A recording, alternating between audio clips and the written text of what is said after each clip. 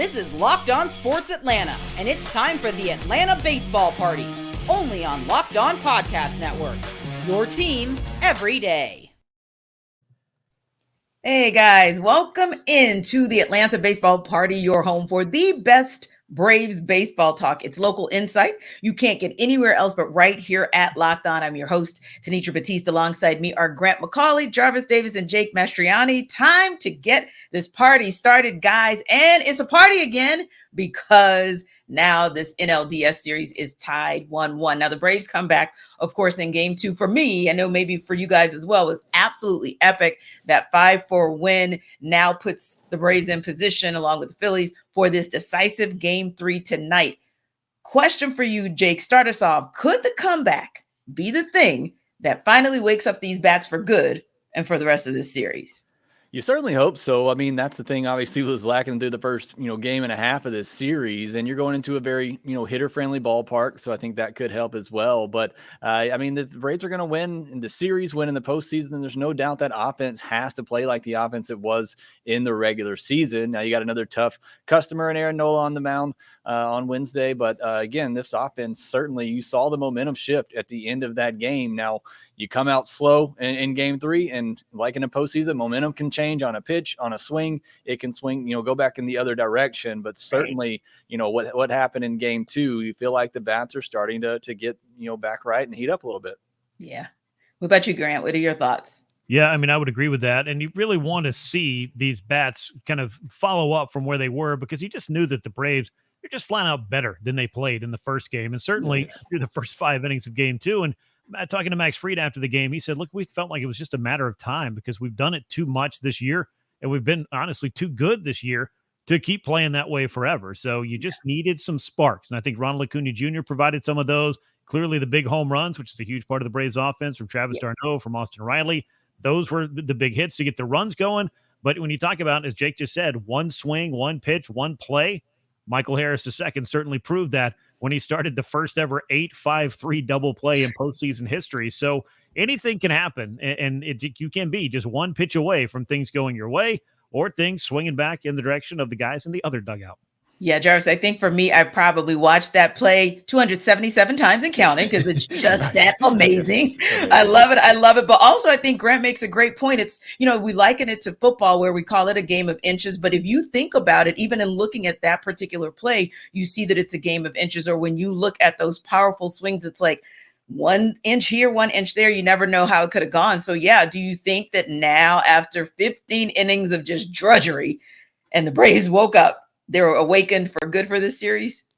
I don't know if I can't answer that question, because it's just like what Jake said, like one swing, one pitch. Yeah, it could swing in the favor, but if you just looking at, some of the post-game comments from the Phillies, they were like, yeah, we got punched in the mouth, but, we've learned to take punches and come back, ready to roll. That's why I feel like the Phillies are going to be ready to go, especially coming home and from that raucous crowd. I think the Braves going to have to continue to somehow figure out a way to carry that momentum over to this game. And I think that, when you have a guy like Ronald Acuna heating up, getting on the bases and running the bases like he did in game 2, that's what we want to see, because it's kind of, this series kind of been kind of weird to me, because looking at how the Phillies are getting on base and stealing bases, and Rob Thompson talking about, we're going to take some opportunities, the steal bases when we can, and when we see those from an analytical standpoint, see what those opportunities may be, make sure we take advantage of them. And I was like, hey, this is how the Braves are supposed to be playing, but it's just the fact that you just couldn't get on base. So we understand that, going forward, if it all starts with the nephew Ronnie, that's how I feel. I feel like if he's setting the table, just getting on base, whether it be taking a walk like he did or the other night, or whether it be just, putting the ball in play and just putting the pressure on the Phillies, because you can't be in a situation where you got a guy like Zach Wheeler. Obviously, Aaron Nola's going to be on the mound, but you can't have him 8, 9, 10 strikeouts and guys are just swinging at the first pitch. Make them work. Make them run that pitch count up if you have to. So I think that, in order for this to continue, I think they have to show a little bit more patience at the plate, because I saw Marcell Ozuna was kind of looking like the Marcell Ozuna that started the season versus the guy that we saw, progress to be the second half MVP of this team. Yeah. Now, let me ask you guys something, and it's probably a follow-up to that, Grant, but definitely make your comment as well. You hear the rest or rust kind of debate, if you will, especially in basketball more so than any place. But do you think that had anything to do with kind of this slow start for the Braves, and that now that they have gotten past sort of that rust time frame, that maybe we're over it? Or do you think it may be something else is at play?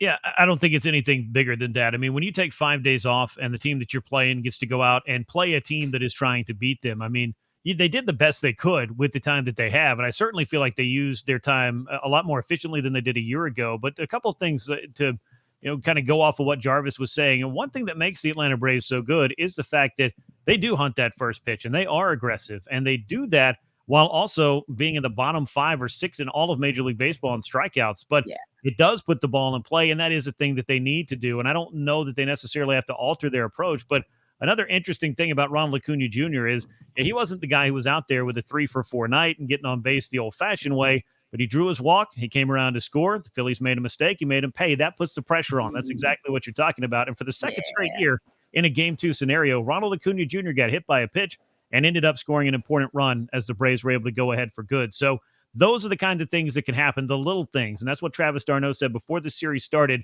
The little things are what's going to help us win this series. We know what we're capable of. We know what they're capable of. But as I guess the saying goes, the devil's in the details. And this crowd in Philadelphia is going to be just as raucous, if not more so, than what we just saw with the 2 largest crowds in the history of Truist Park in the first 2 games of this series. And AJ Minter said, as much as I love pitching in front of my home crowd, my sold-out crowd, I also love pitching in front of a raucous sellout crowd on the road and silencing that crowd. I hope he gets the opportunity to do it. And if he does, I think the Braves are going to be in a pretty good position.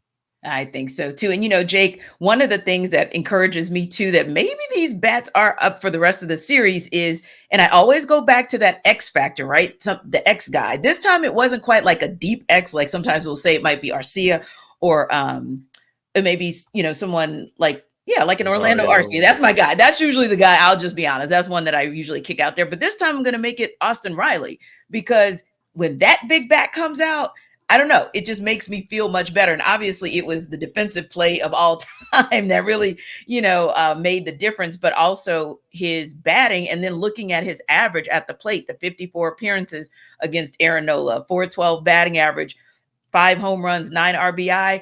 I'm just going to go with, if that's what we can get out of that guy, and he showed us that in the game before, I'm just hoping that that's what he takes up to Philly as well. Yeah, me and Grant talked about this on the postcast as well. Coming into the postseason, you knew Acuna, Olsen. Those are your 2 MVP candidates. You know what they can do, but it's in between those 2. And Ozzy's been great. He's been getting his hits, broke up the no-hitter in Game 2. But it really was Riley. What are we going to get from him? A guy that's, you look at his numbers on the season, they're really good. Not necessarily MVP worthy up where Acuna and Olsen are, but not many are, but still a really good season. And he's a guy that's capable when he gets on a run to go get really hot and carry an offense. And if the Braves get that Austin Riley, and Acuna's going to get, I know he hasn't been getting the hits, but like I said, been getting on base, scoring. If he's doing that, Ozzy keeps doing what he's done, which, by the way, since he's come back from injury, he's been really good average wise. And Olsen, he started the rally of the night, got a big hit as well late in that game. You get those 4 going at the top of your order. I mean, this lineup, as we know, can be very deadly. So that's a good sign. Great point, mentioning Austin Riley. I mean, if he gets going in between Acuna and Olsen, you can really see this offense start to get back to what it was in the regular season, which is one of the best offenses we've ever seen. Yeah. And real quick, guys, I just wanted to ask you guys, speaking of offense, in Tuesday's divisional round games, Astros took a 2-1 lead over the Twins with that 9-1 win. Rangers got a 7-1 win over the Orioles, and they actually swept them. Oddly enough, a team that hadn't been swept the entire season gets to the postseason and gets swept out of there. But it just was very much a stark contrast, like 7-1. Not a competitive game. 9-1, not a competitive game. Did those results surprise you guys at all of what happened in the divisional round over in the American League? Yeah, it definitely did. I knew the Rangers were a team that, they had to fight for their lives just to get into the postseason. You knew they're highly motivated, and it's all about getting hot at the right time and everything clicking.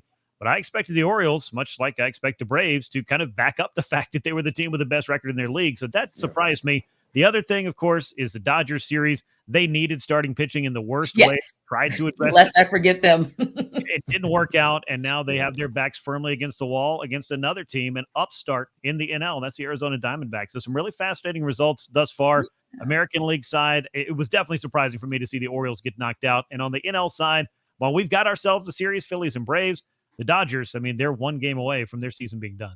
And it's really incredible, too. You look at the Orioles, Dodgers, Braves, three of the best teams in the regular season, all struggling mightily to score to start these division series. I don't necessarily think that's, a coincidence, but certainly Dodgers are in tough shape. Orioles already out. And that Astros team, they're like the Rangers. They were fighting there till the very end, winning that division on the last day. So they were playing good baseball coming in. But, been some surprises for so far for sure.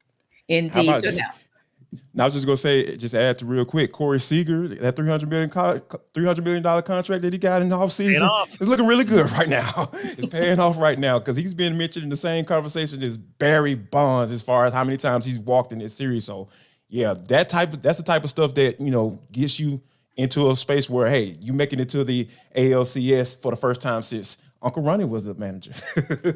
Yes. So when we come back, we'll go deep with the crew, of course, in a minute. But first, Jarvis is going to tell you how you can actually take control of your health with Jace Medical. Folks, listen up. How about this, guys? If you've been wondering how you need to take care of yourself and, not be stuck in a situation where you need some medical care and you don't have it, Jace Case has got you covered. Guess what, guys? Because you go to jacemedical.com and you get $20 off by using the promo code Locked On. What is Jace Case? I'm going to tell you. Jace Case provides 5 life-saving antibiotics for emergency use. All it takes to get a Jace Case to fill out a simple online form and, in some cases, jump on a quick call with one of our board-certified physicians. So get ongoing care from our physicians on any treatment-related questions. Doctor created, doctor recommended. So you have to worry about that. So people, I want you, don't get caught unprepared. Everyone should be empowered to care for themselves and their loved ones. I'm a parent, so I want to make sure I take care of my babies during the unexpected. So Jace handles everything from online evaluation to licensed pharmacy medication delivery and ongoing consultation and care. So here's what I want you to do. Go to jacemedical.com and enter the promo code Locked On. You're going to get $20 off your Jace Case. Don't get caught unprepared, people.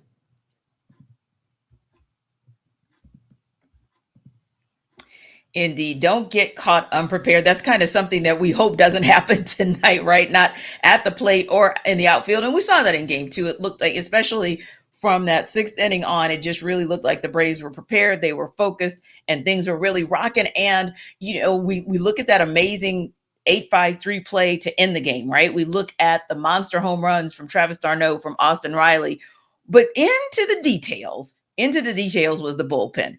They held the Phillies through the last couple of innings, except for, of course, that just one unearned run that was charged to Kirby Yates. But when you look at what that bullpen was able to do, it really kind of makes you think about something that we kind of started a conversation about last week, and I wanted to circle back to it this week, the night shift 2.0. And are you guys seeing this bullpen round into that? I mean, Grant, to me, it was very exciting to look beyond what we saw at the plate, what we saw in the outfield, and say, yeah, that bullpen is starting to shape up. Yeah, and look at what they did in this first or in their first couple of games, but particularly in game 2. Max Fried went 4 high-stress innings. Yes. That meant 5 innings at least had to be covered if the Braves wanted to, have this game play out the way that they needed it to. And the bullpen had to answer the call, and they did it time and again. Kirby Yates, the one unearned run. Travis d'Arnaud said after the game it was a physical mistake, not a mental mistake on that throw to second, and it let the Phillies get an extra 90 feet. It resulted in a run. But what did Travis d'Arnaud do? Well, he came up with a 2-run homer and kind of erased that. But these guys, and I had to ask AJ Minter about it because he's the last active member of the night shift who's available to the Braves. Tyler Matzek's rehabbing, so he's not going to be opening the door or coming through that door when the bullpen door swings open in these high leverage spots. But you start to look at the group of Bryce Iglesias, of Joe Jimenez, of Pierce Johnson, of AJ Minter, and maybe a couple of other guys who can step up and throw some important innings. Yes. This has the makings of the kind of group that could do what the 2021 club did. So I do feel like, and AJ said, I'm kind of biased, but I believe the bullpen wins the World Series. So that's what we got to do. This is our time to step up and do it. And I've got a lot of faith in the guys in this group to get it done. Yeah, and Jarvis, I like the moxie of this group too. I love listening to AJ Minter. I don't know if I can repeat Hearts and, I guess I'll just put fill in the blank, but I like Hearts and fill in the blank what he's saying, because to me, it feels like they know they're rounding into Night Shift 2.0. And just going back to and kind of rehashing what we talked about there, talked about the guys that he's brought in, that Alex Anthopoulos brought in during the trade deadline, right? Joe Jimenez, Pierce Johnson coming from the Colorado Rockies. Everybody was like, "Oh my God, his ERA is ridiculous." But yeah, come out of that park in Colorado, where the elevation is a little high, the ball travels a little farther, and let's see what he can do. And I think that Alex Anthopoulos is the type of guy that's going out and finding those gems, and these guys coming out with clean innings to get you to the space where Michael Harris can make that play, where Austin Riley can, get you back into this game and have an opportunity to win the game later on. So I think that this is something that I feel like is really rounded into shape. You're starting to see those guys. You got AJ Minter talking about like, yeah, this is what we can do. Bullpen can't win this game. So I love hearing guys talking about that, saying, hey, they're taking ownership of, hey, we can do this. We can help this team get to where it needs to be. So yeah, I'm all on board for it, because Alex Anthopoulos, once again, making the necessary moves to help his team, not necessarily right then and there, but in the long run, when it counts, that's what I'm talking about. I can't wait to see it. Yeah, and I think the Joe Jimenez trade might have looked like it wasn't paying dividends in the first couple of months, but he turned it on in the second half. Indeed. And there are going to be some highs and lows for everybody out of that bullpen. But talking to Pierce Johnson about coming over to this Braves club and just what he was able to do, the difference, and not just pitching in Colorado, but the style in which he did it. I mean, he said, look, the Braves asked me what I throw, and I said fastball and curveball, and they're like, good. We want you to concentrate on throwing just those two. Don't try to diversify anything else. We believe you're going to have success here. And they just let him go out there and be himself. And for a variety of reasons, including change of scenery, he's been able to go out there and do just that. So the Braves will be counting on him as they continue through the postseason run for as long as they can. Yeah, and certainly it's big the other night with the bullpen. It's kind of the unsung heroes. You talk about the home runs and the great defensive play, but that bullpen keeping them in the game against a really good Phillies offense. And, the big part of the Braves being able to come back and win that. And you kind of compare the night shifts, and look, nobody felt great about that 2021 bullpen going into the postseason. And I think a lot of people thought coming into this one that maybe that would be the weakness of this Braves team, is that bullpen. But look, I trust Raisel Iglesias more than I did 2021 Will Smith. AJ Minter is still there.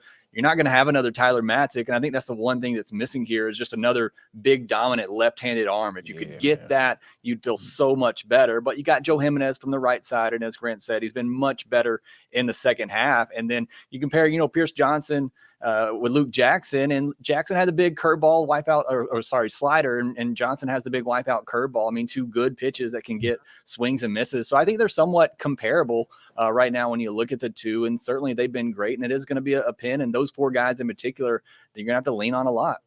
And that might also be something that Grant said earlier, maybe an overlooked positive and an overlooked jewel from game one, because although the bats didn't do a thing for the Braves, the bullpen kept saying, hey, we're going to keep it, we're going to keep it 3-0.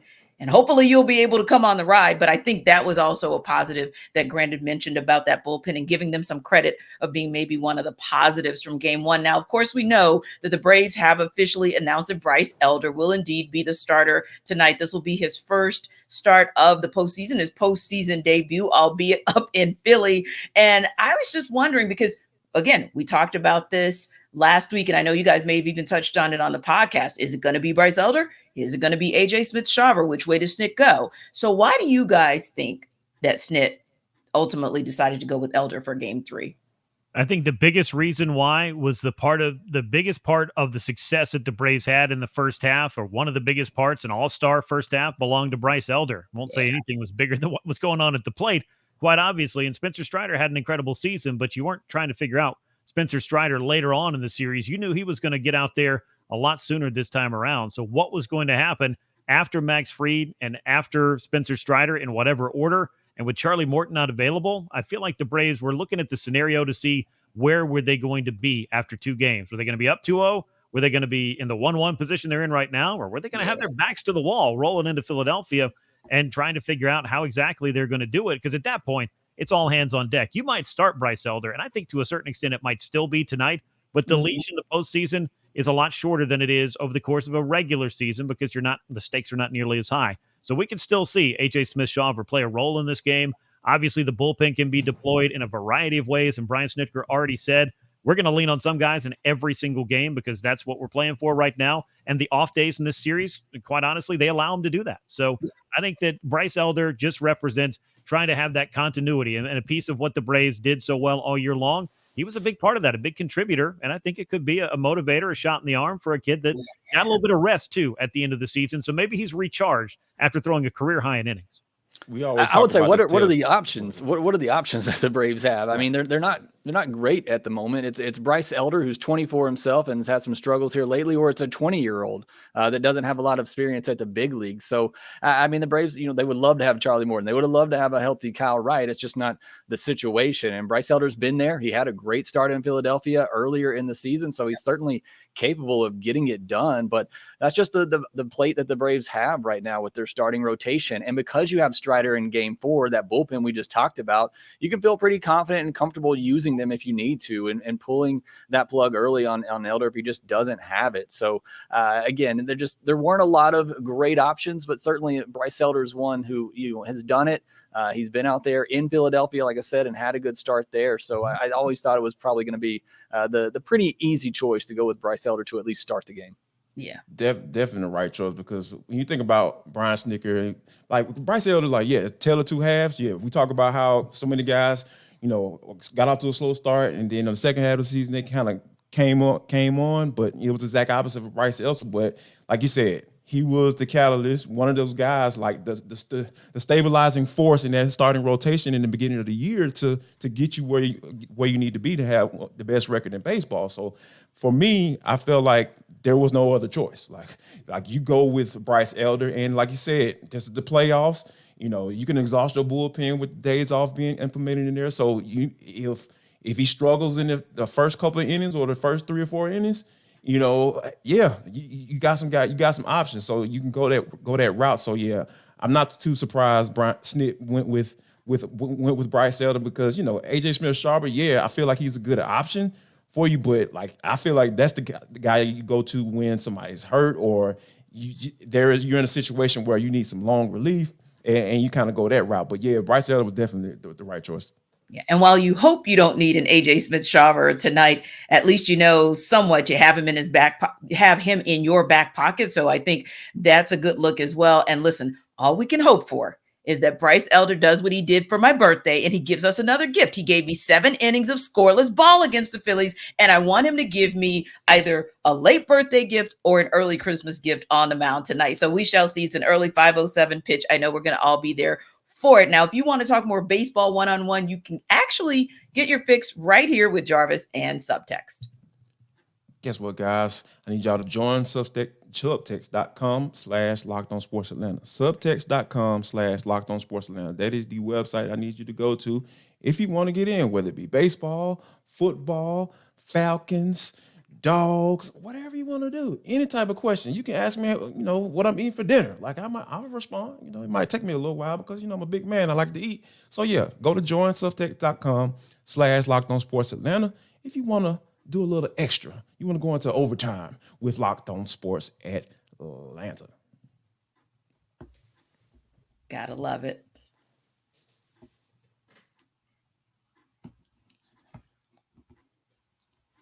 Hey, anytime you can have extra conversation about the Braves or really any team in Atlanta, who would not want that? Now, guys, let's talk a little 7th inning stretch and kind of look a couple hours ahead. We know that the Braves, of course, were really good on the road this season, 52-23 to be exact. But this might be one of the toughest, if not the toughest road test of this entire season so far. So let me ask you this. Tell me what your key is to this game in order for the Braves to go up 2-1.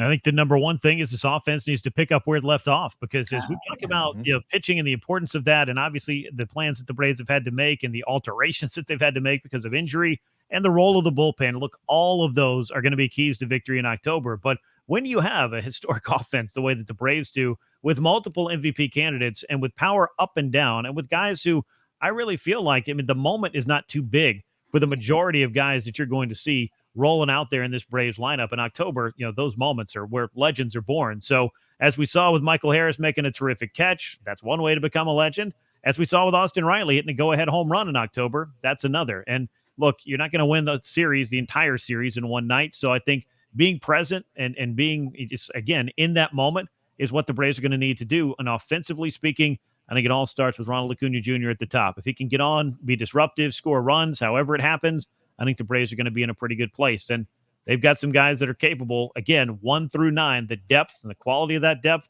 of doing something that I don't think any other lineup in baseball can do, with all due respect to the Phillies, who certainly have their own sources of power and guys who can come up with big moments. They showed that against Miami, and there's a reason why they're here in October as one of the final teams playing for a World Series championship, something they got so close to a year ago.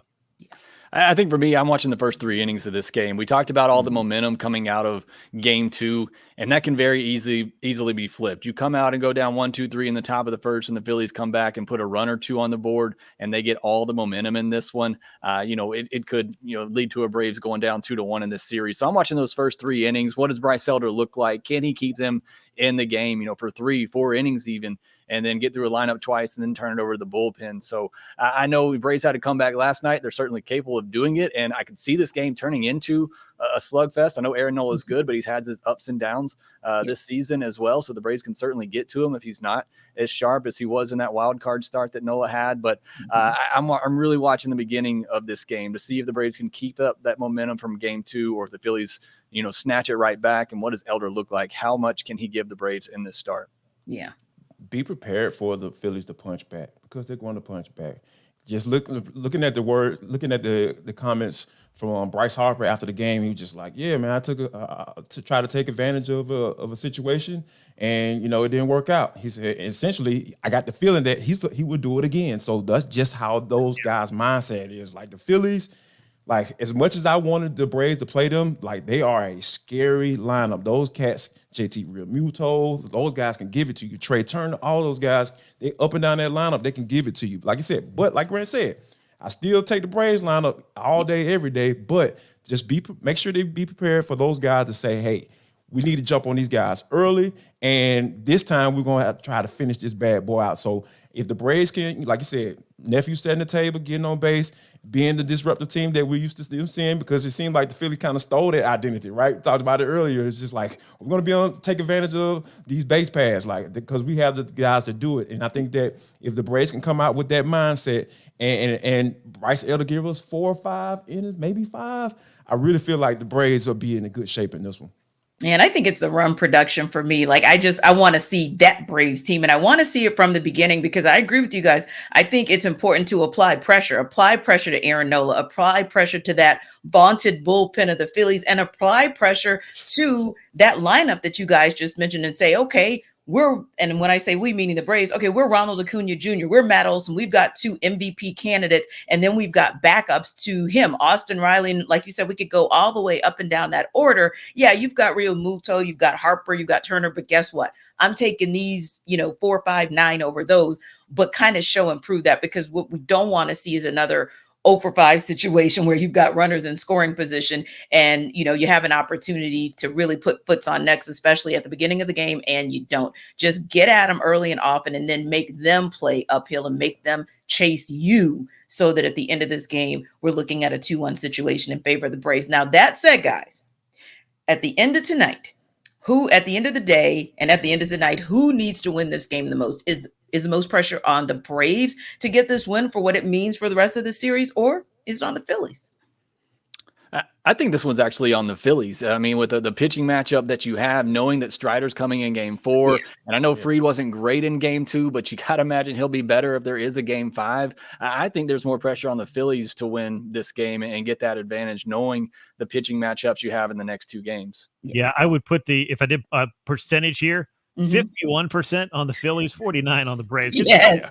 All behind on the road, but this is, as Jake just pointed out, like their opportunity to step forward and take control of the series. You come out and do the thing we were talking about earlier and kind of silence that crowd, maybe score a bunch of runs earlier, at the very least, figure out a way to win that baseball game, and you're the Braves.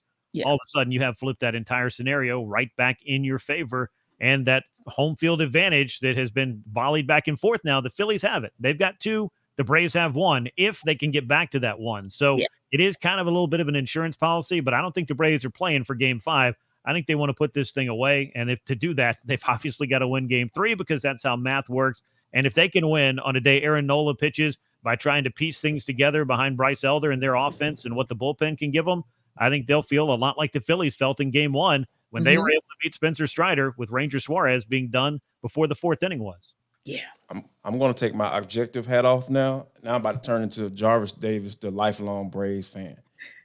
Like, for all of our blood pressure's sake, the Braves have to win this game because we know, like, we've seen this movie before, right? We've seen the Phillies steal our souls last year. I don't want to see that. I don't want to feel like that again because, even after going back and watching the game again from game 2 again, I still was upset. I still found myself upset seeing guys like Barcelos strike out at the plate and, 14 straight scoreless innings and all that stuff. I still was mad, even though I knew the end result. So yes, from a Jarvis Davis fan's sake, please, Braves, let's get this win because from a Braves fan, blood pressure, we don't want people going to the hospital and stuff like that.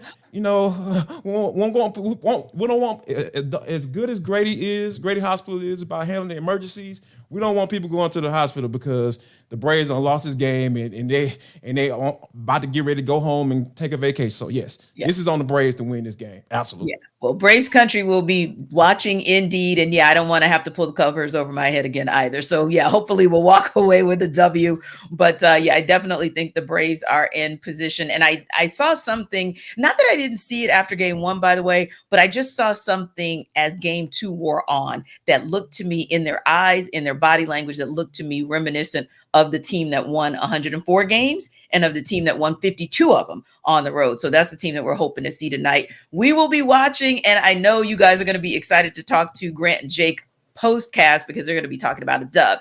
Anyway, appreciate you guys stopping by, and don't forget to check out the entire Locked On Sports Atlanta channel on YouTube. Thanks again. Check out the guys on Postcast tonight. It's a good look. And don't forget, of course, tomorrow, stop by the Atlanta Sports Party because we're going to download on this and all Atlanta sports as well.